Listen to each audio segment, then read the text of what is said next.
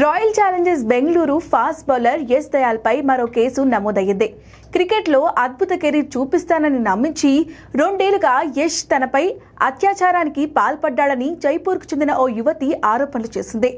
యువతి ఫిర్యాదు మేరకు జైపూర్ పోలీసులు యశ్ దయాల్ పై పాక్సో కేసు నమోదు చేశారు. ఇటీవల గజియాబాద్కు చెందిన ఒక అమ్మాయి ఆర్సీబీ ఆటగాడిపై ఫిర్యాదు చేసింది.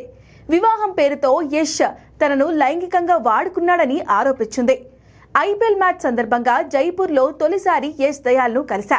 క్రికెట్ కెరీర్ గురించి మాట్లాడదామని సితారాపూర్లోని ఓ హోటల్కు నన్ను పిలిచి లైంగిక దాడికి పాల్పడ్డాడు. ఆపై నన్ను బ్లాక్మెయిల్ చేస్తూ 2 ఏళ్ల పాటు పలుమార్లు అత్యాచారం చేశాడు. మంచి క్రికెట్ కెరీర్ చూపిస్తాను అంటూ యశ్ నన్ను నమ్మించి మోసం చేశాడు అని జైపూర్ యువతి తన ఫిర్యాదులో పేర్కొంది. మొదటిసారి అత్యాచారానికి గురైనప్పుడు ఆమె మైనర్. అమ్మాయి వయసు 17 ఏళ్లు కావడంతో పాక్సో చట్టం కింద దయాల్పై జైపూర్ పోలీసులు కేసు నమోదు చేశారు. గజియాబాద్ యువతి కేసు విషయంలో అలహాబాద్ హైకోర్టును ఆశ్రయించగా అరెస్టుపై స్టే విధించిన విషయం తెలిసిందే.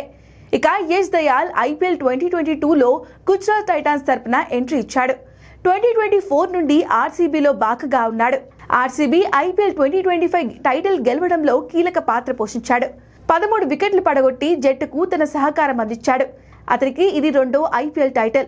2022లో గుజరాత్ టైటాన్స్ టైటిల్ గెలిచిన జట్టులో యశ్ సభ్యుడు. ఇప్పటి వరకు 43 ఐపీఎల్ మ్యాచ్లు ఆడిన అతడు 41 వికెట్స్ పడగొట్టాడు.